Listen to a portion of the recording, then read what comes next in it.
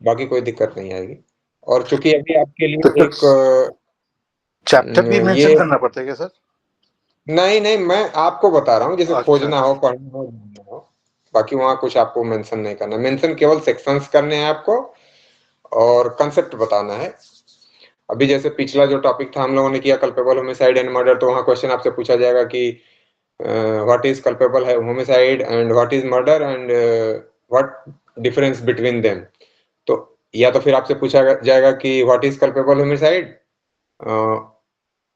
in which circumstances culpable homicide not amounting to murder and in which circumstances culpable homicide is amounting to murder। इस तरह से चीजें पूछी जाएंगी आपसे।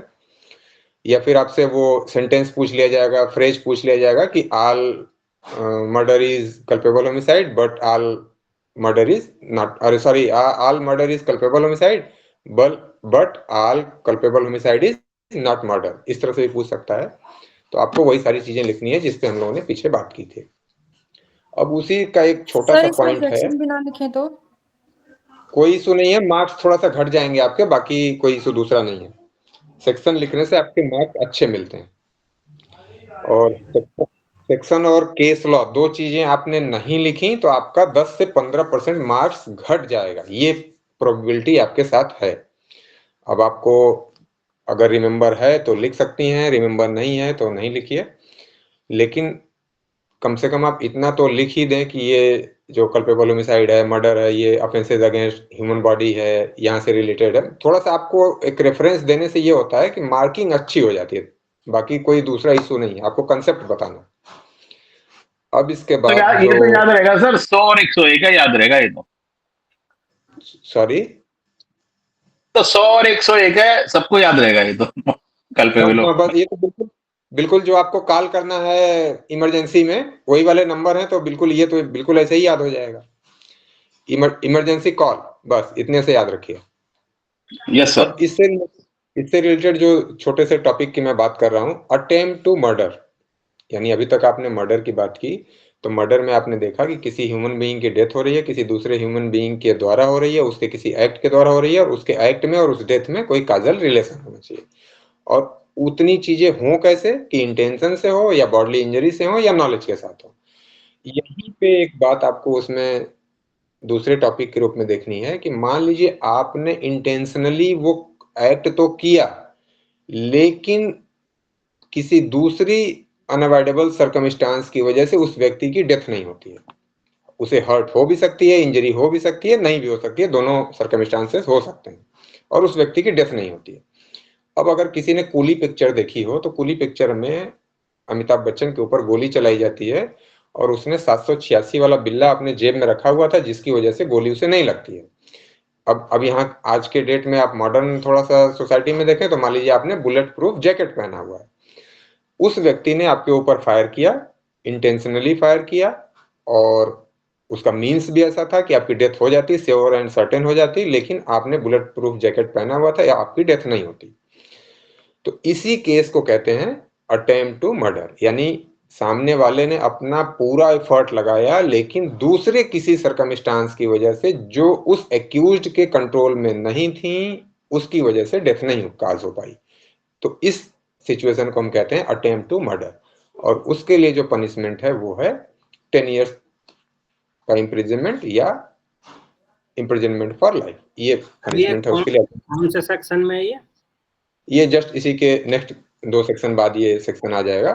सॉरी, मैं अभी आपको बिल्कुल क्लियर सेक्शन बता दे रहा हूँ, बस ये आपको कंसेप्ट जानना था। कभी कभी आपसे बिल्कुल वेरी शॉर्ट में पूछ लेता है कि अटेम्प्ट टू मर्डर, तो आपको पता हो कि अटेम्प्ट टू मर्डर क्या है। और इसमें 2 फैक्टर दिखा रहा बीएनएस में। हाँ, तो अगर आप बीएनएस सामने रखे हुए हैं, सेक्शन दिख रहा है आपको, तो आप 109 है तो ठीक है। ये जब आईपीसी हुआ करता था तो 307 में था।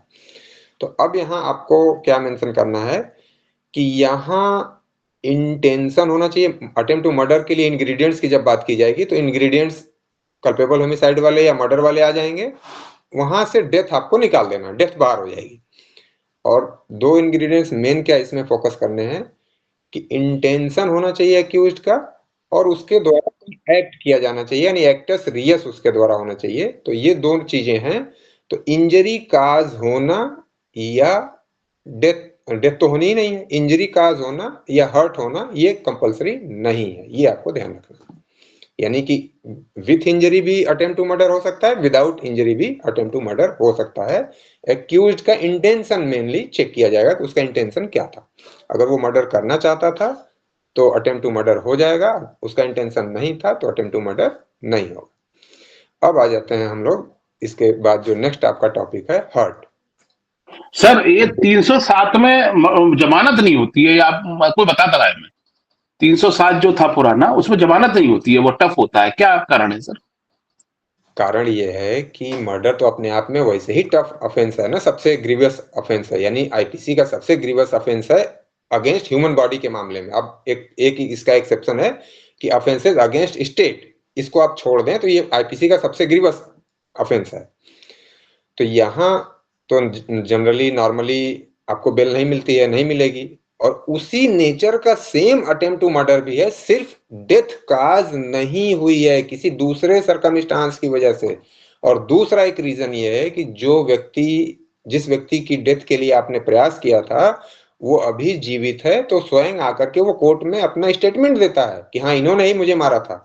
तो अब दूसरे किसी विटनेस की भी आवश्यकता नहीं होती, इसलिए इस केस को टफ माना जाता है। बेल के ग्राउंड पे भी आप कहेंगे और इवन ट्रायल के मतलब लेवल पे भी, उस स्टेज पे भी जाकर के ये काफी टफ हो जाता है एक्यूज्ड के लिए इस ऑफेंस से बचना, क्योंकि खुद ठीक है वो सर, जी व्यक्ति जी। victim है, वो अभी जीवित है और वो अपना स्टेटमेंट खुद देता है कि हाँ यही व्यक्ति हैं जिन्होंने मेरे ऊपर गोली चलाई थी। अब इसके बाद हर्ट। तो जनरली कॉमन सेंस में हम हर्ट के बारे में अगर जानने की कोशिश करें तो हम लोग आपस में यही समझ पाते हैं कि मारपीट लड़ाई झगड़ा हो गया, किसी ने किसी को मार दिया, यानी उसके ऊपर कोई फिजिकल हार्म काज कर दी तो उसे हम हर्ट के नाम से जानते हैं। और दूसरा हम ये जानते हैं कि जैसे हमने कहा कि फला ने हमको हर्ट कर दिया या हमने उसको हर्ट कर दिया, तो हम कभी कभी इसको मेंटल वे में भी ले जाते हैं कि मेंटली अगर हमने किसी को डिस्टर्ब कर दिया तो भी हम इसे हर्ट के रूप में जानते हैं। लेकिन जब आप ध्यान देंगे इस पे तो ये चैप्टर 6 का पार्ट है, और चैप्टर 6 का नाम है ऑफेंसेस अगेंस्ट ह्यूमन बॉडी। तो ऑफेंसेस अगेंस्ट ह्यूमन बॉडी का ये पार्ट है हर्ट। तो इसका मतलब कि ये जब भी होगा तो किसी रूप में ह्यूमन बॉडी के अगेंस्ट होगा, ये माइंड के अगेंस्ट नहीं हो सकता हर्ट। तो यानी जनरल वे में जो हम बातचीत करते हैं बोलचाल की भाषा में, उस वे में हमें नहीं लेना है, बल्कि इसका जो लीगल मीनिंग है उसको ध्यान देना है कि ये हमेशा हर्ट जो है वो ह्यूमन बॉडी के अगेंस्ट होगी, पहली बात। और दूसरी बात जो मैंने कहा कि लड़ाई झगड़ा मारपीट को हम इस रूप में इसको देखते हैं, तो उस रूप में भी हमें नहीं देखना है लीगल वे में। हर्ट का मतलब है डिजीज, पेन और इन्फर्मिटी। इन तीन तरह से हर्ट काज किया जा सकता है। पेन मीन्स मैंने किसी को आलपिन चुबा दी, पेन हो गई उसको, ये हर्ट में कवर हो जाएगा। मैंने कोई डिजीज काज कर दी, जैसे कोरोना फैला हुआ था, मैंने किसी को कोई डिजीज काज कर दी, हर्ट हो गया। इसी तरह से मैंने किसी को इन्फर्मिटी, यानी उसका जो ऑर्गन्स है, कोई उसका लिम्ब है, उसका जो कोई शरीर का पार्ट है, उसमें इन्फर्मिटी काज कर दी, कमजोर हो गया, वो अब कार्य नहीं कर सकता, तो भी ये हर्ट हो गया। तो जनरल वे में ये है हर्ट।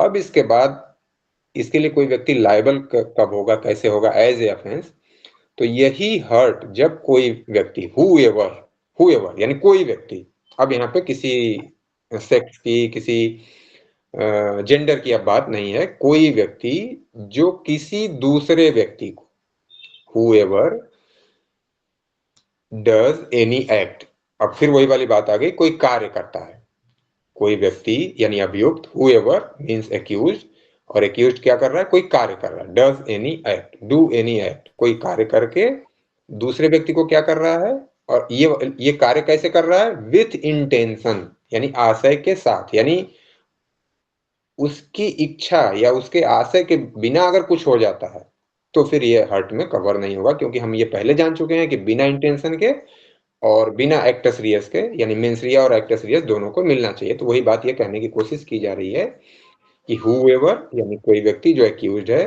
वो कोई एक्ट करता है, और कैसे करता है एक्ट, इंटेंशनली या विथ नॉलेज, यानी इंटेंशन होना चाहिए या नॉलेज। और इंटेंशन नॉलेज में हमने डिफरेंस क्या देखा था कि नॉलेज मीन्स कि उसे ये पता है कि ऐसा हो सकता है, लाइकली टू काज, नॉलेज की जहां बात आएगी, इसका मतलब यह है कि उसे इस बात का भान है, इस बात का आभास है कि ऐसा हो सकता है, तो इसको हम नॉलेज में कवर करते हैं। और दूसरे में जहां हम इंटेंशन की बात कर रहे हैं, इसका मतलब वो जानबूझ के कर ही रहा है इसलिए कि ऐसा मैं कर रहा हूं, ऐसा होगा। तो इंटेंशन, इंटेंशन का मतलब है विलिंगनेस एंड वोलिशन, यानी उसे जानकारी भी है और वो चाहता भी है, तब उसे हम इंटेंशन के रूप में देखते हैं। और जहां केवल नॉलेज है उसे, तब हम उसे नॉलेज के रूप में देखते हैं। तो यानी नॉलेज के साथ करे या इंटेंशन के साथ करे, कोई एक्ट करे, और क्या उसके एक्ट से क्या हो रहा है, काजिंग एनी, यानी वो क्या कर रहा है, बॉडीली पेन, इन्फर्मिटी और डिजीज, यानी किसी दूसरे व्यक्ति के यानी विक्टिम के शरीर में वो कोई पेन क्रिएट कर रहा है, काज कर रहा है, कोई डिजीज काज कर रहा है या इन्फर्मिटी काज कर रहा है, तो इसी को हम कहते हैं हर्ट। तो जनरल वे में, जो लीगल वे में अगर बात की जाए, जनरल वे में हमने देखा हर्ट क्या है, फिर लीगल वे में हमने देखा यानी सेक्शन 114 यानी 114 में, बीएनएस की 114 में हर्ट को डिफाइन किया गया। अब इसके बाद बात आती है कि जब इसके पनिशमेंट देने की बात आएगी, हमने अभी सिंपल वे में सेक्शन 114 कह रही है कि जिसने किसी दूसरे की बॉडी में पेन, डिजीज या इन्फर्मिटीज काज कर दी, वो हर्ट के लिए लायबल हो गया, और इंटेंशनली और नॉलेज के साथ उसने ऐसा कर दिया।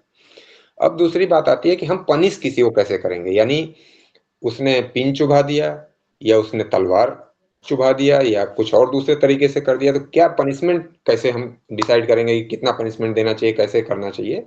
तो इसी बात को डिफाइन करने के लिए उसका एक अलग काइंड बना दिया गया, ग्रीवस हर्ट। यानी एक तो हर्ट हमने जनरल वे में बता दिया, तो इसी को फिर हम कहते हैं सिंपल हर्ट, और फिर दूसरा उसका एक तरीका बताया, उसका एक रूप बताया, प्रकार बताया कि ग्रीवस हर्ट, यानी गंभीर तरह से हर्ट काज कर देना। तो इसके लिए फिर एक सेक्शन अलग से डिनोट किया गया, 116 और उसमें ग्रीवस हर्ट को डिफाइन किया गया। और ग्रीवस हर्ट को डिफाइन कैसे किया गया, क्या कहा गया कि यहाँ जितनी भी इस डिफिनेशन में यानी 116 के क्लास 1 में जितनी भी हर्ट को डिफाइन किया जा रहा है एज ए ग्रीवस हर्ट, उसके अलावा जो भी हर्ट होगी वो सभी सिंपल हर्ट होगी। अब सिंपल के लिए अलग से डिफिनेशन की आवश्यकता नहीं रह गई, यानी जो भी यहाँ पे 116 के क्लास 1 में डिफाइन कर दी गई हैं हर्ट, वो ग्रीवस हर्ट हैं, और इसके अलावा rest of all hurts is denoted as simple hurt. तो अब ग्रीवस हर्ट को जानते हैं सबसे पहले कि ग्रीवस हर्ट क्या है। तो ग्रीवस हर्ट का मतलब है कि सबसे पहले जो इसका लिटरल मीनिंग की बात की जाए कि कोई गंभीर तरह की क्षति, यानी जो अपने आप में थोड़ा गंभीर नेचर की है। तो गंभीर नेचर को डिफाइन कैसे करेंगे, तो एक पूरा एक 8 क्लास दे दिया गया A to H कि ये जो हर्ट होगी उसे हम ग्रीवस हर्ट मान लेंगे, और उसके लिए थोड़ा सा पनिशमेंट इनहांस हो जाएगा या अधिक पनिशमेंट दी जाएगी एक्यूज्ड को। तो सबसे पहला जो यहाँ क्लास है A, वो बात करता है इमेस्कुलेशन। इमेस्कुलेशन को ग्रीवस हर्ट माना गया, और इमेस्कुलेशन मीन्स इम्पोटेंसी, इम्पोटेंसी और लॉस ऑफ सेक्सुअल पावर।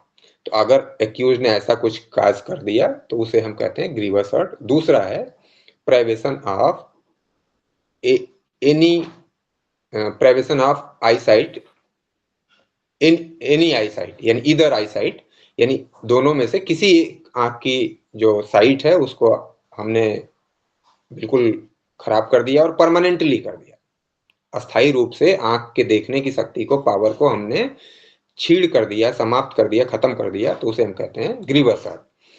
इसके बाद जो नेक्स्ट है permanent privation of hearing power of either, मतलब किसी दोनों में से किसी एक कान की सुनने की क्षमता को हमने समाप्त कर दिया, छत कर दिया या खत्म कर दिया, तो इसे भी हम ग्रीवस हर्ट के फॉर्म में मानते हैं। इसके बाद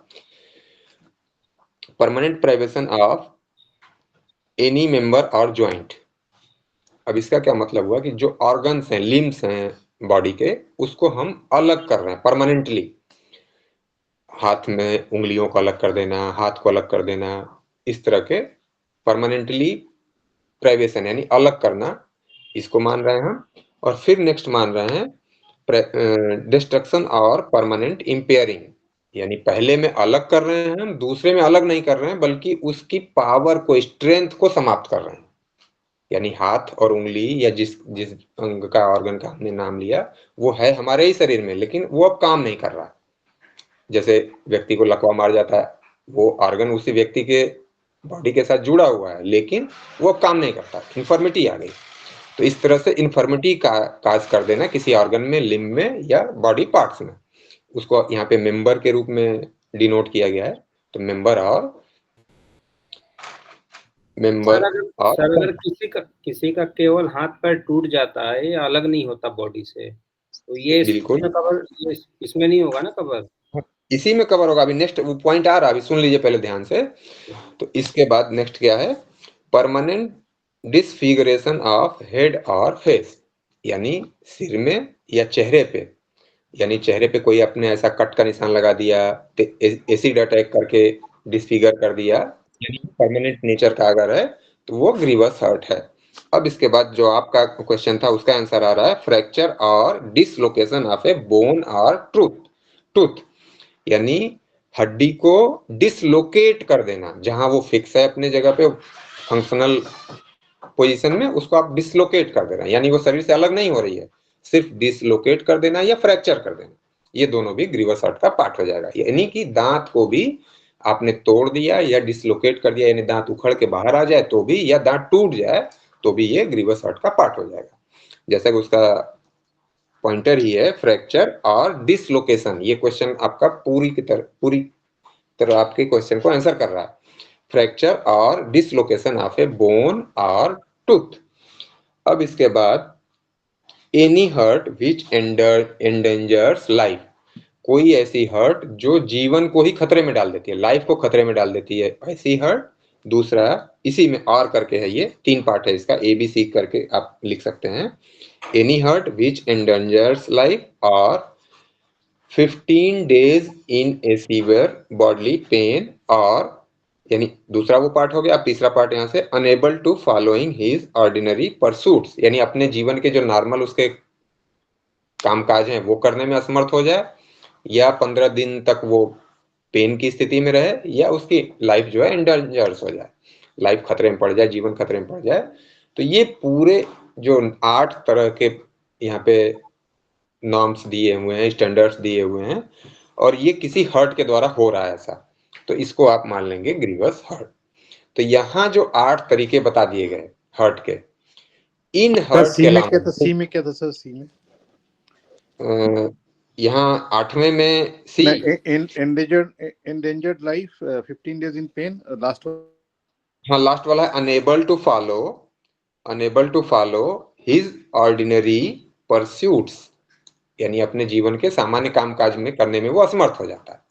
तो इस तरह से यानी 8 तरह के यहाँ पे आपको हर्ट के बारे में बताया गया, और 8वें में 3 पार्ट कर दिए गए, यानी टोटल आप जोड़ लेंगे तो 10 तरह के ये हर्ट के यहाँ पे प्रकार बताए गए, कि इनको डिनोट कर दिया गया ग्रीवस हर्ट के रूप में। और फिर जितने भी हर्ट होंगे इसका मतलब कि वो सिंपल हर्ट है। तो हर्ट को 2 पार्ट में डिवाइड कर दिया गया, सिंपल हर्ट और ग्रीवस हर्ट। अब इसके बाद जो एक बात आपसे पूछी जाती है क्वेश्चन के रूप में, कि difference between simple hurt and grievous hurt, या फिर हर्ट एंड ग्रीवस हर्ट। तो जहां आपसे सिंपल हर्ट पूछ लिया जाए और ग्रीवस हर्ट पूछा जाए तो भी यही बात है, और आपसे केवल हर्ट और ग्रीवस हर्ट पूछा जाए तो भी वही आंसर आपका आना है। तो अब जब डिफरेंस करने की बात आप करेंगे, तो जब भी कहीं भी आपसे डिफरेंस की बात पूछी जाए, चाहे वो कल्पेबल होमिसाइड मर्डर की बात पूछी जाए, या फिर आपसे हर्ट ग्रीवस हर्ट की बात पूछी जाए, या आगे और भी प्रोविजंस आएंगे जहां डिफरेंस पूछे जाते हैं, और हर्ट और ग्रीवस हर्ट में जनरली ये क्वेश्चन आपसे पूछ लिया जाता है। यानी लॉन्ग क्वेश्चन अगर आपसे पूछा जाएगा तो दोनों को डिफाइन करने के लिए कहा जाएगा, इसके बाद पूछा जाता है कि difference between hurt and grievous hurt.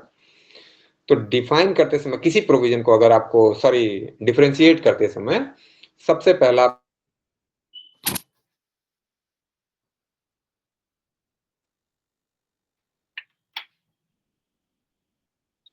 Sir आवाज नहीं आ रही है। लगता है डिस्कनेक्ट हो गए सर, रिकनेक्ट होंगे थोड़ी देर बाद। आवाज नहीं आ रही सर। आप लोगों की आवाज आ रही है सर आपकी नहीं आ रही है। ऑडिबल? यस, और अब ऑडिबल हैं आप? Yes hello, yes sir. आ गई आवाज सर? हाँ जी, हाँ यस जी। यस आ गई। हेलो। सर ये जो डी हाँ चलिए, सर ये डी तो मैं ये कह रहा था कि सर ये डी और ई में जो आपने बताया है, ये इसमें पावर खत्म करना है, इसका क्या एग्जाम्पल होगा?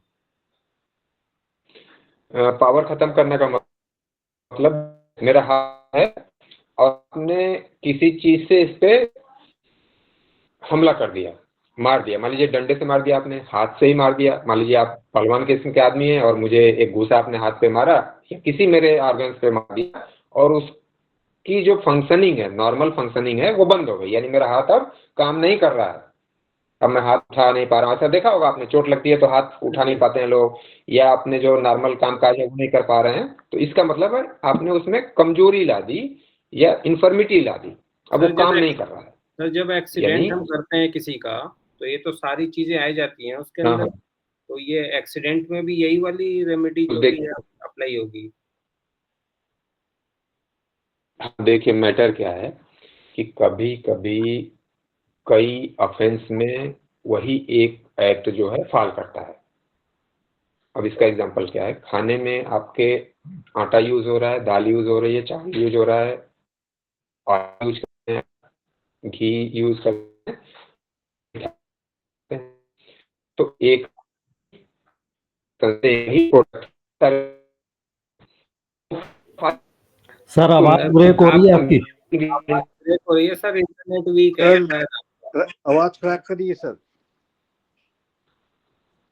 एक मिनट यहाँ से sir internet connectivity poor sir. एक मिनट,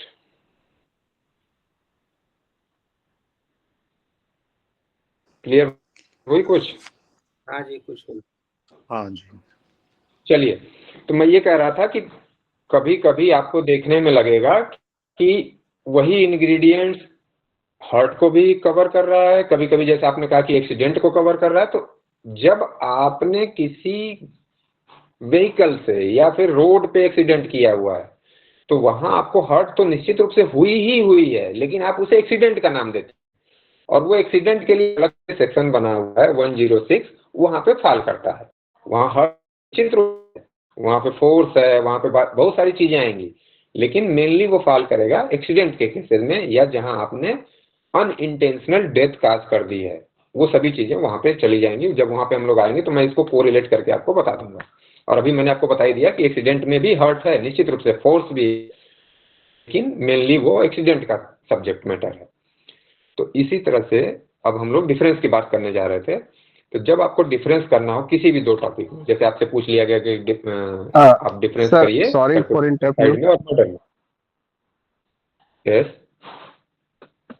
सर थोड़ा सा कंफ्यूजन हो रहा है यहाँ पे। तो पहला जो हम लोगों ने सेक्शन यहाँ पे हाँ रीड किया, वो किया 109 जो अटेम्प्ट टू मर्डर के अंदर आता है, और उसका जो पनिशमेंट है वो मर्डर के केस में आएगा। उसके बाद हम लोगों ने सेक्शन 114 में डिफाइन किया कि वो हर्ट करेगा, इंटेंशनली अगर हर्ट करेगा तो अटेम्प्ट टू मर्डर में आएगा।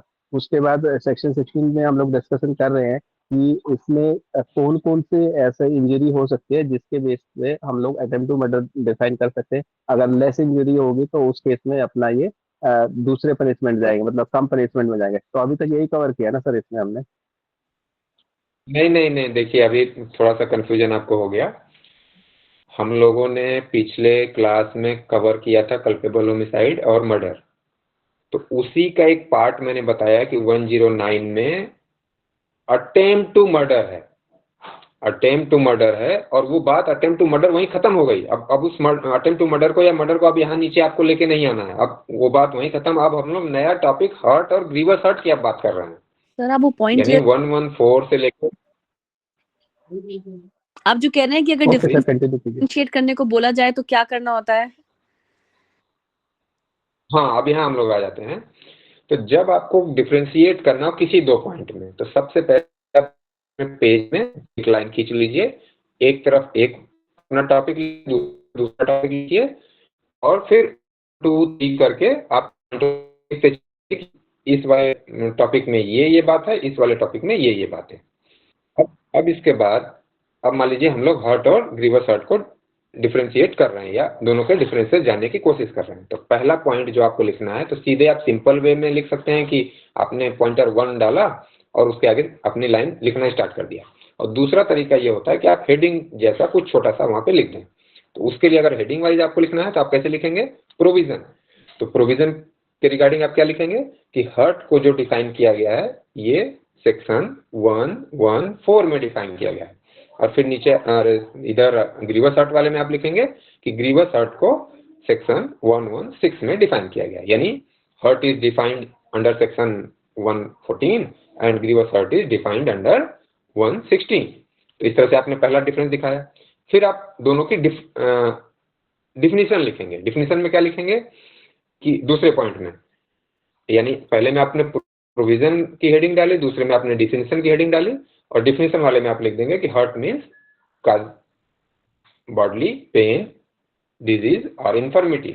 और यहाँ दिखाएंगे आप कि सेक्शन 116 के अकॉर्डिंग ये 8 जो इन्यूमरेशन दिए गए इसमें फॉल करेगा, तब वो ग्रीवियस हर्ट हो जाएगा। तो दूसरा आपने दिखा दिया। अब तीसरे पॉइंट में आप लिखेंगे कि जो हर्ट है या सिंपल हर्ट है, यहाँ पनिशमेंट कम है और ये 1 ईयर या 1000 फाइन तक हो सकती है, और वहां जो पनिशमेंट है वो 10 ईयर्स तक या लाइफ इम्प्रिजनमेंट हो सकती है।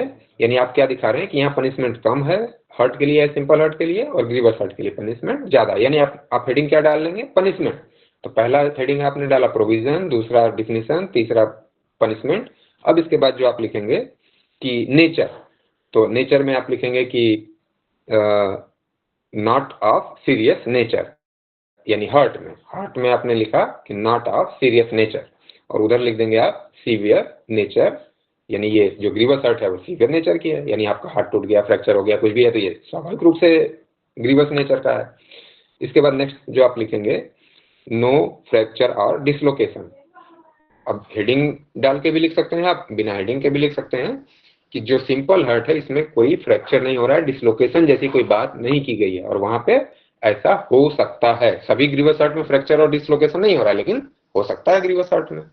फिर जो दूसरा पॉइंट आप बनाएंगे, सिंपल हर्ट या हर्ट जो होगी वो टेम्परेरी नेचर की, जनरली वो टेम्परेरी नेचर का है, और ग्रीवस हर्ट की बात आप करेंगे तो जनरली वो परमानेंट नेचर का है। जनरली ग्रीवस हर्ट जो होगी वो परमानेंट, अब जैसे आपका फ्रैक्चर हो गया तो वो एक तरह से परमानेंट नेचर का, एक तो रिकवरी होने में ही आपको 2-4 महीने लग जाते हैं, फिर रिकवरी होने के बाद भी लाइफ टाइम तक उसका इफेक्ट आपके बॉडी पे होता है। तो इसलिए आप बता रहे हैं कि जनरली ये परमानेंट नेचर का है इस रूप में भी, और जैसा कि पहले ही कहा गया है ऊपर के ABCD में कि वो परमानेंट प्राइवेशन होना चाहिए, आई साइट का, हियरिंग का, या जो ऑर्गन्स है वो अलग हुआ है, परमानेंट नेचर की बात वहां की गई है। तो इसलिए आप कह रहे हैं कि जनरली ये परमानेंट नेचर का है। अब इसके बाद जो पॉइंट आपका बनेगा just covered by bodily pain, अच्छा ये तो डिफिनेशन में आ गया। अब इसके बाद आप लिखेंगे excuse me sir, permanent nature उसकी जो उसको हर्ट हुआ उसके सेंस में बोलना है। हाँ, हर्ट जो है, जो चोट अब लगी। इसके बाद हाँ, चोट जो है वो परमानेंट नेचर की है ग्रीवस हर्ट, और ये सिंपल हर्ट या हर्ट जो है ये जनरली परमानेंट नेचर की नहीं है। हाँ, अब एक लाइन लिखेंगे सब कुछ लिखने के बाद, अब आप लास्ट में लिख देंगे all grievous hurt is hurt but all hurt is not grievous, ये लिख कर सर दोबारा बोल दीजिए सर। तो all grievous hurt is hurt या simple hurt but all simple hurt is not grievous.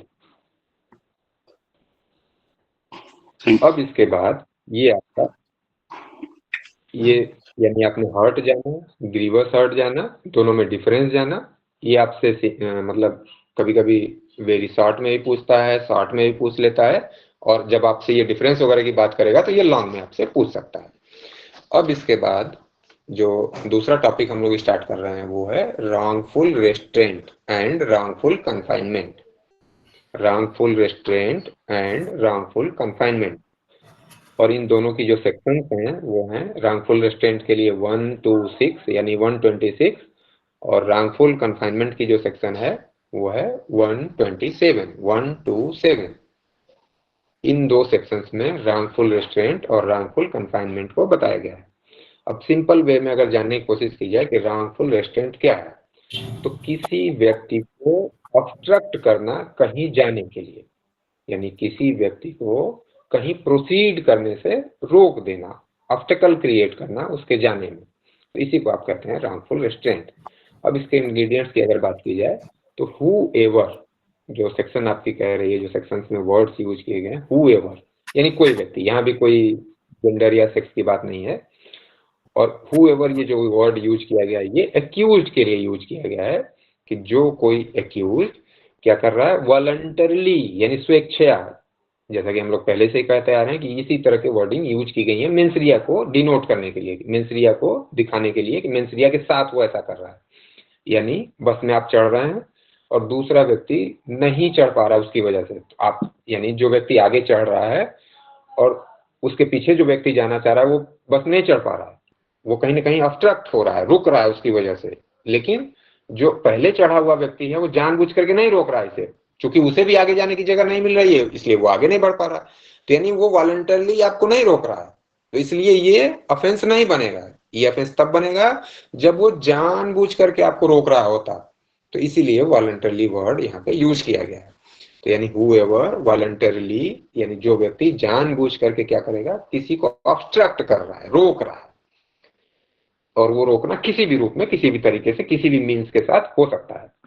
अब जो बात की जा रही है, एनी पर्सन, एक दूसरा पर्सन है whoever, और वो दूसरे व्यक्ति एनी पर्सन को ऑब्स्ट्रक्ट कर रहा है, वॉलंटरली ऑब्स्ट्रक्ट कर रहा है, और ये जो दूसरे एनी पर्सन की बात हो रही है ये विक्टिम की बात हो रही है, यानी जिसे रोका जा रहा है। एक रोकने वाला है, एक जिसे रोका जा रहा है। अब इसके बाद जो आगे बात हो रही है, prevent from proceeding in any direction, prevent from proceeding in any direction. तो एनी डायरेक्शन वर्ड जो यूज किया गया है, और बाकी तो जनरल वे में आप समझ पाना अच्छे से, prevent from proceeding in any direction. तो एनी डायरेक्शन को आपको थोड़ा समझना है। एनी डायरेक्शन का मतलब यह है कि किसी एक डायरेक्शन में, एनी मतलब सभी नहीं, एनी मतलब किसी एक डायरेक्शन में जाने से आप किसी को ऑब्स्ट्रक्ट कर रहे हैं, रोक रहे हैं। अब इसका मतलब क्या है कि जैसे मान लीजिए कोई व्यक्ति, जैसे अभी मैंने बस का एग्जाम्पल दिया, ट्रेन में भी इसी तरह चढ़ते समय दिक्कतें आती हैं। तो मान लीजिए कोई व्यक्ति ट्रेन में अंदर जा चुका है और उसे आप बाहर आने से रोक रहे हैं।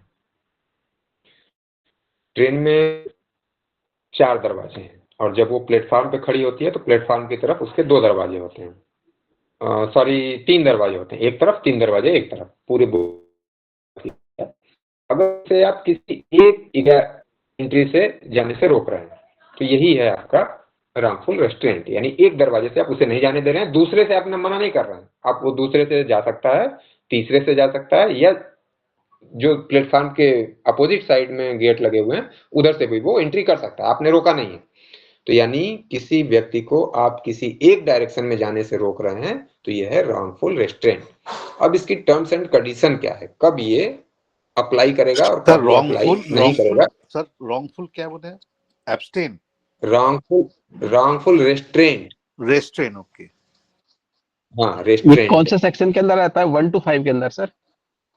1 to 6, 1, हाँ 126, यानी रॉन्गफुल रेस्ट्रेंट को डिफाइन किया गया है 126 में, वहीं पे इसको पनिश भी करने की बात की गई है, और 127 में रॉन्गफुल कन्फाइनमेंट की बात की गई है।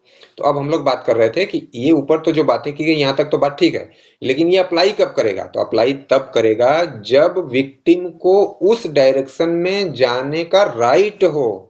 अगर उसे उस डायरेक्शन में जाने का राइट ही नहीं है, तब ये सेक्शन या ये ऑफेंस अप्लाई नहीं करेगा। इसका एग्जांपल क्या है कि मान लीजिए उस व्यक्ति के पास, जिसे ट्रेन में जाने से रोका जा रहा था, अभी मैं कह रहा था, या बस में चढ़ने से रोका जा रहा था, मान लीजिए उसके पास टिकट नहीं है, ऑथराइज्ड टिकट नहीं है, या रिजर्वेशन टिकट नहीं है, और वो रिजर्वेशन की बोगी में चढ़ना चाह रहा है, तो टीटी द्वारा उसे चढ़ने से रोका जाए, या जीआरपीएफ वालों के द्वारा रोका जाए, या किसी ऑथराइज्ड पर्सन द्वारा रोक दिया जाए कि नहीं, तुम जनरल बोगी में जा सकते हो, तुम रिजर्वेशन के बोगी में नहीं चढ़ सकते, उस कंपार्टमेंट में, उस कोच में नहीं चढ़ सकते, तब ये रॉन्गफुल रेस्ट्रेंट का ऑफेंस नहीं बनेगा। क्यों नहीं बनेगा? क्योंकि जो पैसेंजर है जनरल टिकट लिए हुए है उसे राइट नहीं है रिजर्वेशन कंपार्टमेंट में अंदर एंट्री करने का। तो यानी क्या होना चाहिए उसके पास, उस डायरेक्शन में जाने का उसे राइट हो, एक बात। और दूसरी बात कि जो व्यक्ति ऑब्स्ट्रक्ट कर रहा है यानी एक्यूज्ड है जो, उसे रोकने का अधिकार अगर हो, उसका कोई प्राइवेट प्रीमाइसेस हो, तो भी ऑफेंस क्रिएट नहीं होगा। यानी आप अपने घर पे हैं और कोई अननोन पर्सन आपके घर में आने की कोशिश कर रहा है और आपने उसे रोक दिया, गेट बंद कर दिया, अब वो आने से रोक दिया, गेट के बाहर वो खड़ा हुआ। तो अब वो व्यक्ति अगर ये कहे कि मुझे घर में आने से रोक दिया गया, इसलिए ये मेरा रॉन्गफुल रेस्ट्रेंट हो गया, ये ऑफेंस क्रिएट हो गया, तो ऐसा नहीं होगा, क्योंकि आपका यानी जो एक्यूज्ड है उसने अपने प्राइवेट प्रीमाइसेस में आने से उसे रोका, क्योंकि एक्यूज्ड को उस प्राइवेट प्रीमाइसेस में रोकने का राइट है। यानी एक्यूज्ड को जहां राइट होगा रोकने का, वहां भी ऑफेंस नहीं होगा, और जहां विक्टिम को जाने का राइट नहीं होगा वहां भी ये ऑफेंस क्रिएट नहीं होगा। यानी ये दो बातें निश्चित रूप से होनी चाहिए, तभी ऊपर के सभी जो एक्टिविटीज हैं वो ऑफेंस के रूप में कन्वर्ट होंगी, अन्यथा नहीं कन्वर्ट होंगी। अब इसके बाद ये सभी टर्म्स एंड कंडीशन फुलफिल हो जाएंगी, तब इसको हम क्या किस रूप में जानेंगे, रॉन्गफुल कन्फाइनमेंट। और ये ऑफेंस होने के बाद अब इसको एक केस लॉ के माध्यम से समझिए, एक एग्जाम्पल भी है और केस लॉ भी है। एक केस है आपका लल्लू प्रसाद वर्सेस केदारनाथ। ये सुप्रीम कोर्ट का 1963 का पुराना केस है। और इस केस में हुआ क्या कि एक टेनेंट है यानी किराएदार है, वो जाता है बाहर कमरा बंद करके, तो उसका मकान मालिक क्या करता है कि उसके रूम के ऊपर अपना एक ताला बंद कर देता है बाहर से। जब किराएदार वापस आता है, मान लीजिए वो मार्केट गया था, वो सिनेमा देखने गया था या किसी कार्य से गया था, और जब वो वापस आता है तो उसके डोर पे लॉक लगा हुआ है और लॉक लगा दिया लैंडलॉर्ड ने। तो अब यहाँ ये मामला अराइज होगा कि ये ऑफेंस कौन सा है। वो तो बाहर खड़ा है, उसे कहीं रोका भी नहीं जा रहा, केवल गेट में ताला बंद है। तो इसे कोर्ट ने डिसाइड किया कि ये रॉन्गफुल रेस्ट्रेंट है। क्यों है? क्योंकि टेनेंट को अपने रूम में प्रोसीड करने का राइट है, अपने रूम में जाने का, इंटर करने का राइट है, और मकान मालिक ने उसके इस राइट से उसे वंचित कर दिया, उसे ऑब्स्ट्रक्ट कर दिया, उसे रोक दिया। तो इसलिए ये रॉन्गफुल रेस्ट्रेंट का ऑफेंस हो गया, जबकि उसे कहीं जाने से रोका नहीं गया था। आप देखें डायरेक्टली तो मकान मालिक कुछ बोल नहीं रहा है, कुछ कह नहीं रहा है, वो तो केवल ताला लगा के चला गया। लेकिन अगर इस पूरे ऑफेंस के इंग्रेडिएंट्स की आप बात करें तो हूएवर यानी कि कोई एक व्यक्ति है, वो कोई वॉलंटरली एक्ट कर रहा है, यानी उसने जानबूझ करके ताला बंद किया, और उसकी वजह से हुआ क्या कि जो टेनेंट है वो ऑब्स्ट्रकल क्रिएट हो गया उसके लिए। किस सेंस में ऑब्स्ट्रकल क्रिएट हो गया कि वो अपने रूम में, और उस किराएदार को अपने रूम में जाने का राइट है। तो इस सब इंग्रेडिएंट्स की आप जब बात करेंगे तो ये अपने आप में रॉन्गफुल रेस्ट्रेंट हो गया। अब इसके बाद आप बात करें रॉन्गफुल कन्फाइनमेंट की, कि रॉन्गफुल कन्फाइनमेंट क्या है। तो जैसा कि ये वर्ड ही थोड़ा सा सुनने से लग रहा है, रेस्ट्रेंट वर्ड ही डिनोट कर रहा है हम रोक रहे हैं किसी को, और कन्फाइनमेंट का मतलब, कन्फाइन का मतलब हो रहा है कि आप उसे पूरी तरह से एक किसी सर्कमस्क्राइबिंग एरिया में रोक रहे हैं, पूरी तरह से। अब आप थोड़ा सा दूसरे वे में कहें कि आप उसे बांध रहे हैं, बिल्कुल किसी लिमिट में रोक रहे हैं, लिमिट से बाहर अब वो नहीं आ सकता। यानी रेस्ट्रेंट का जस्ट उल्टा अपोजिट हो गया ये। तो यानी रेस्ट्रेंट में किसी एक डायरेक्शन में आप किसी को जाने से रोक रहे हैं, और कन्फाइनमेंट में आप उसे इस तरह से रेस्ट्रेंट कर रहे हैं कि वो कहीं भी बाहर न जा सके एक लिमिट के। यानी अब उसी लल्लू प्रसाद वाले केस का जस्ट अपोजिट कर लीजिए। यानी टेनेंट अपने रूम में बैठा हुआ था और मकान मालिक आता है, बाहर से लॉक लगा देता है। यही हो गया रॉन्गफुल कन्फाइनमेंट। अब क्यों कन्फाइन हो गया वो? क्योंकि अब उस कमरे की चारदीवारी से या उस कमरे की लिमिट से अब वो बाहर नहीं जा सकता। और कहाँ नहीं जा सकता? कहीं नहीं जा सकता, क्योंकि डोर उसकी लॉक हो गई और दूसरा डोर नहीं है, कोई ऑप्शन नहीं है बाहर जाने का। तो यानी अब वो किसी भी डायरेक्शन में कहीं भी नहीं प्रोसीड कर सकता। अब फिर वहां भी वही सारी बातें आ जाएंगी कि उसको राइट हो निकलने का, जाने का।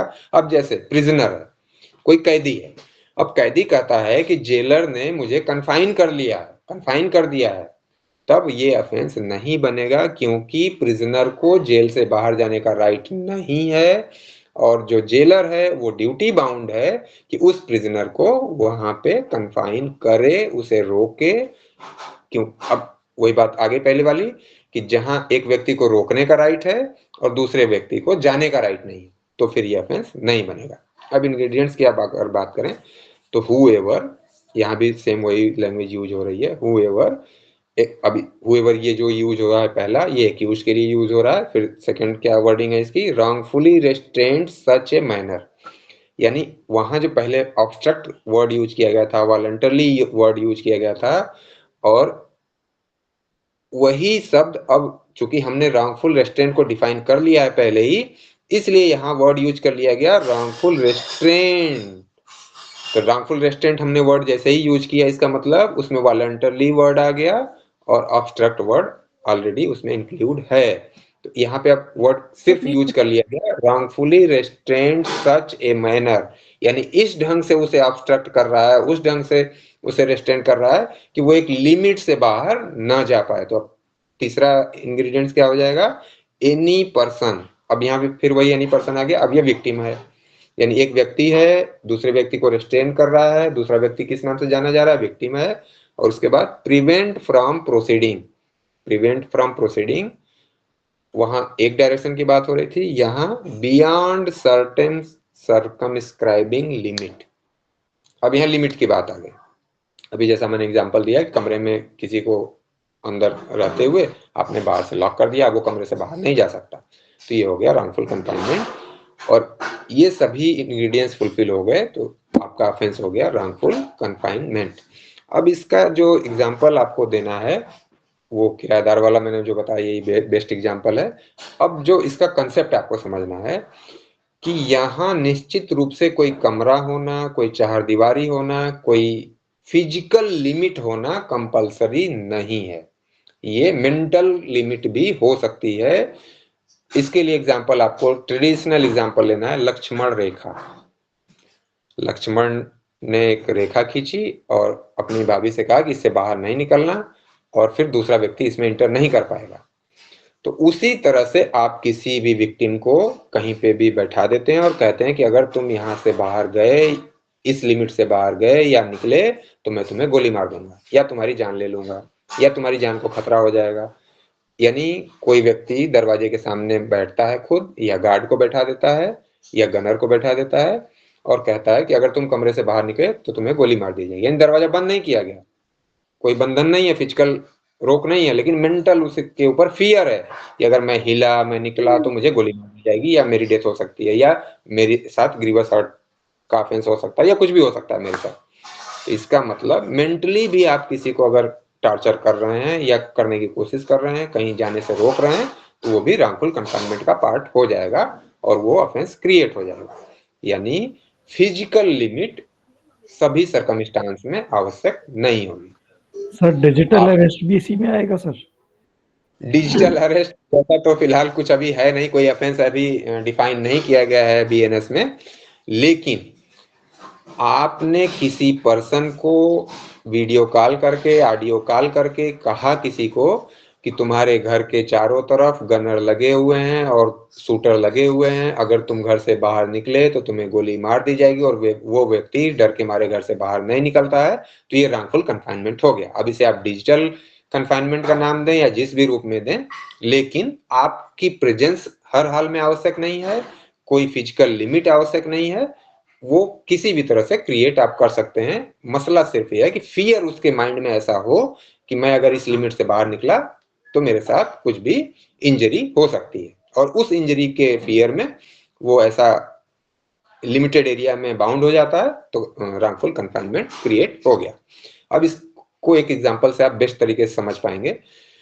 मैं एक व्यक्ति को गन दिखाता हूं और कहता हूं कि तुम्हें सीधे इसी रास्ते पे जाना है, अगर तुम बाएं दाएं किसी भी तरफ लेफ्ट राइट हुए तो मैं तुम्हें गोली मार दूंगा। यानी ना कोई लिमिट है फिजिकल और ना मैं उसके साथ जा रहा हूं, या मैंने उसके बॉडी पे बम लगा दिया, जैसा कि आपने देखा होगा कि उसको आप क्या बोलते हैं, सुसाइड बम। तो मैंने उसके बॉडी पे लगा दिया और कहा कि अगर तुम दाएं बाएं हुए तो मैं यहाँ से रिमोट दबा दूंगा और तुम उड़ जाओगे। अब वो व्यक्ति सीधे उसी रास्ते पे जा रहा है, तो देखने में तो उसे केवल एक रास्ते पे भेजा जा रहा है, लेकिन वो wrongful confinement है। क्यों? क्योंकि वो कहीं भी दूसरी तरफ नहीं जा सकता। तो यहाँ मसला किसी लिमिट का, फिजिकल लिमिट का मैटर नहीं है, बल्कि सिर्फ और सिर्फ उसके कहीं भी जाने से उसे रेस्ट्रेंट कर देना, मसला सिर्फ यही है। अब इसे जो मैंने बात कही कि एक रास्ते पे जाने से रोकने वाली बात, उसका केस लॉ नोट कर लीजिए आप। Nanuram versus state of MP. State of MP, ये 1995 का सुप्रीम कोर्ट का केस है और इसमें यही बात कही गई थी। A person was forced to walk in a particular direction, यानी एक ही किसी दिशा में जाने के लिए आप उसे फोर्स्ड कर रहे हैं, उसके माइंड में फियर क्रिएट करके, पर्टिकुलर डायरेक्शन, अंडर ड्यूरेस, बाध्यता में आप ऐसा करवा रहे हैं उससे, तो ये फॉल करेगा अंडर 127 और ये राउंडफुल कन्फाइनमेंट का ऑफेंस हो जाएगा। अब इसके बाद आपने जाना कि सर इसमें एक और डाउट है। तो एक तो डायरेक्टली हम लोग जिसको हर्ट किया या जिसको भी प्रॉब्लम उसको बोला कि आप ये करो, दूसरा है कि उसके बीच में उसके रिलेटिव को बोल दिया आपने ये काम नहीं किया तो आपके बेटे को या रिलेटिव को गोली मार दूंगा मैं, तो उस केस में भी वो भी उसी कंडीशन में आएगा? किसी भी कंडीशन में केवल उसको ऐसा फियर हो कि अगर मैंने ऐसा नहीं किया तो मेरे साथ इंजरी होगी, और वो इंजरी आती है मेंटल, फिजिकल, प्रॉपर्टी रिलेटेड, किसी तरह की इंजरी की आप बात करके उसको पर्टिकुलर डायरेक्शन में लिमिट कर रहे हैं अगर, तो ये ऑफेंस क्रिएट हो गया। अब इसके बाद इन दोनों के डिफरेंस की बात, ये जो लालू प्रसाद वाला केस बताया था, सेक्शन 126 और 127 दोनों में फॉल करेगा ना? मेनली तो ये फॉल करेगा क्योंकि वहां बाहर से लॉक लगाया गया था, वो अपने रूम को इंटर नहीं कर पा रहा था, उसकी एंट्री नहीं हो पा रही थी, तो इसलिए ये राउंडफुल रेस्ट्रेंट का पार्ट था। लेकिन मैंने एग्जांपल आपको दिया कि इसी को उल्टा कर दिया जाए, घर कि किराएदार को अंदर रहते हुए दरवाजा बंद कर दिया जाए, लॉक कर दिया जाए, तब ये राउंडफुल कन्फाइनमेंट का पार्ट हो जाएगा। लेकिन इस केस का जो मैटर था, फैक्ट था, सर्कमस्टांसेस थे, वो राउंडफुल रेस्ट्रेंट का था। यहाँ आपको कन्फाइनमेंट नहीं शो करना है। और सर्कमस्क्राइबिंग लिमिट्स कौन सी होती हैं सर? सर इसमें तो ये आपका ये तो पता ही है ना मकान मालिक को कि किराएदार नहीं है और मैं बंद कर रहा हूँ, नॉलेज तो होती है। हाँ, तो चूंकि वो तो मैं कह ही रहा हूँ कि वॉलंटरली वो ऐसा कर रहा है, तो ये 127 में ही आएगा ना ये? सॉरी, वो किराएदार बाहर है और आप उसको बंद कर रहे हैं। किराएदार बाहर गया हुआ था सर, अंदर अगर बाहर गया है तो हमने बंद कर लिया उसका घर, तो आया तो वो घुस नहीं पाया, तो ये मुझे पता ही है। और हाँ, अगर तो वो अंदर है फिर भी हमने ताला लगे दिए, तब भी तो हमें पता ही है। हाँ, तब तो ये कन्फाइनमेंट हो गया। मैं तो कह ही रहा हूँ कि अगर किराएदार अंदर बैठा हुआ है और आपने लॉक कर दिया, तब ये राउंडफुल कन्फाइनमेंट है। इसमें कोई इशू है ही नहीं है कि अंदर रहते हुए आपने बंद किया है, लॉक किया है, तब वो कन्फाइनमेंट है। So what do you mean by circumscribing event limits? ये नहीं समझ आया। Circumscribing limit means that Within person an area. not proceed anywhere, यानी विदिन ए एरिया, यानी वो कोई लिमिट है, निश्चित लिमिट है, उसी में आपने उसको उससे बाहर जाने से रोक दिया। Beyond certain circumscribing limits, beyond certain. इसी को मैं बता रहा हूँ। जैसे वो सर्कमस्क्राइबिंग लिमिट जो है, वो एक कमरा हो सकता है, वो एक बड़ा हॉल हो सकता है, वो बड़ा मॉल हो सकता है, कुछ भी हो सकता है। एक लिमिट से बाहर आप उसे जाने नहीं दे रहे हैं, बस मसला ये। आपने एक लक्ष्मण रेखा खींच दी, जैसा कि घर में आप वो चूहा वाला क्या एक आता है, कॉकरोच वाला, आपने एक लाइन खींची और कहा कि इस लाइन के बाहर नहीं निकलना, नहीं तो मैं गोली मार दूंगा, तो वो भी उसके लिए सब एक लिमिट हो गई। तो कोई लिमिट, छोटी हो बड़ी हो, वो फिजिकल हो मेंटल हो, एक निश्चित लिमिट से बाहर नहीं जाने देना, उसी को आप कह रहे हैं beyond circumscribing limit. Thank you.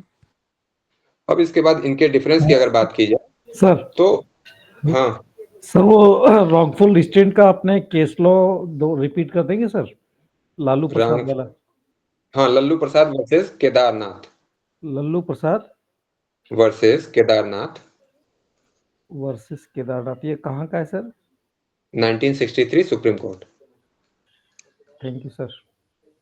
हाँ, अब इनका डिफरेंस देख लीजिए। फिर आपको डिफरेंस करते समय फिर वही कार्य करना है कि यानी आपने बीच में लाइन खींची, एक तरफ आपने लिखा रॉन्गफुल रेस्ट्रेंट और दूसरी तरफ आपने लिख दिया रॉन्गफुल कन्फाइनमेंट। अब फिर उसको आप उसी तरह से 1 2 3 पॉइंट देते हुए आप लिखते चलेंगे। तो पहले पॉइंट में आप वही लिखेंगे प्रोविजन के बेस पे आपने दिखाया कि wrongful restaurant is defined under section 126, और दूसरी तरफ लिख दिया आपने कि wrongful confinement is defined under section 127। फिर दूसरा पॉइंट आपने डाला, डिफिनेशन लिखी, डिफिनेशन में भी आपने उसी तरह से लिख दिया कि रॉन्गफुल रेस्ट्रेंट में किसी पर्सन को वन डायरेक्शन में जाने से ऑब्स्ट्रक्ट किया जाता है और रॉन्गफुल कन्फाइनमेंट में किसी निश्चित लिमिट से बाहर जाने से, यानी किसी भी डायरेक्शन में जाने से रोक दिया जाता है उसे, और रॉन्गफुल रेस्ट्रेंट में किसी एक डायरेक्शन में जाने से रोका जाता है। फिर तीसरा आप लिखेंगे कि रॉन्गफुल रेस्ट्रेंट के लिए जो पनिशमेंट है वो लोअर ग्रेड का है, यानी 1 मंथ प्लस 5,000 रुपीज का पनिशमेंट दिया जाता है नॉर्मल केसेस में। और कन्फाइनमेंट के केसेस में जो नॉर्मल सबसे पनिशमेंट होगा वो 1 ईयर प्लस 5,000 होगा, और ये और भी अधिक बढ़ सकता है case to case, circumstance to circumstance. तो सर्कमस्टांस कैसे हो सकता है कि आपने किसी को 3 दिन तक कन्फाइन कर दिया, 5 दिन 10 दिन के लिए कर दिया, या इन परिस्थितियों में किया, तो आपका जो पनिशमेंट है वो बढ़ता चला जाएगा। तो आप ये कहना चाह रहे हैं कि पनिशमेंट के बेस पे भी डिफरेंस है, क्योंकि रेस्ट्रेंट में केवल 1 मंथ प्लस 5,000 की बात की गई है, और कन्फाइनमेंट में 1 ईयर प्लस 5,000 मिनिमम है, और मैक्सिमम भी बहुत तरीके से ये ऊपर बढ़ जाएगा, यानी 3 साल 10,000 हो जाएगा, 5 साल और अनलिमिटेड फाइन हो जाएगा, वो बढ़ता चला जाएगा। इसके बाद नेक्स्ट जो डिफरेंस आप बताएंगे कि रेस्ट्रेंट में it is not a very serious offence, यानी ये सीरियस ऑफेंस नहीं है रेस्ट्रेंट, और वहां आप बताएंगे कि more serious offence, wrongful confinement is more serious confinement. Next point, only partial suspension of one's liberty. जो आप नेक्स्ट पॉइंट बता रहे हैं डिफरेंस का, only partial suspension of one's liberty, यानी किसी की लिबर्टी जो है वो पार्शियली कर्टेल हो रही है, और दूसरे वाले में आप लिखेंगे टोटल सस्पेंशन ऑफ लिबर्टी, यानी आपने किसी को बंद कर दिया एक सब्सक्राइबिंग लिमिट में, तो वो पूरी तरह से बाधित हो गया, पूरी तरह से रुक गया, तो उसकी जो लिबर्टी है, उसकी जो फ्रीडम है, वो पूरी तरह कर्टेल हो गई। नेक्स्ट, नो लिमिट और बाउंड्रीज, यानी रेस्ट्रेंट में आप कह रहे हैं कि यहाँ लिमिट और बाउंड्री का होना आवश्यक नहीं है, और कन्फाइनमेंट में लिमिट और बाउंड्रीज आर प्रेजेंट, यानी वहां लिमिट और बाउंड्री होनी चाहिए, भले वो फिजिकल हो, मेंटल हो, लेकिन किसी न किसी तरह की लिमिट या बाउंड्री होगी। और फिर लास्ट में उसी तरह से आप लिख देंगे all wrongful confinement is wrongful restraint, but all wrongful restraint is not wrongful confinement, यानी हर कन्फाइनमेंट में निश्चित रूप से रेस्ट्रेंट होगा ही होगा, क्योंकि रेस्ट्रेंट होगा तभी रॉन्गफुल कन्फाइनमेंट में कन्वर्ट होगा, और वहां आप कह रहे हैं कि रेस्ट्रेंट है तो इसका मतलब वो ऑलरेडी कन्फाइनमेंट नहीं है।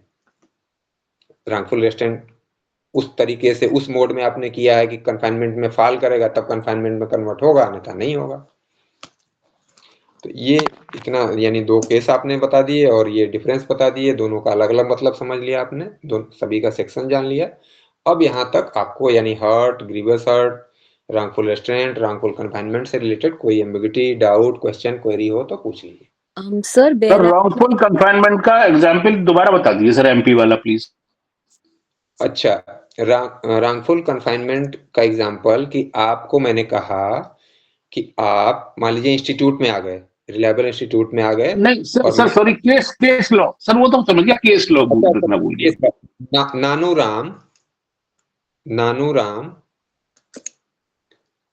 Nanuram versus state of MP, ये 1995 का केस है सुप्रीम कोर्ट का,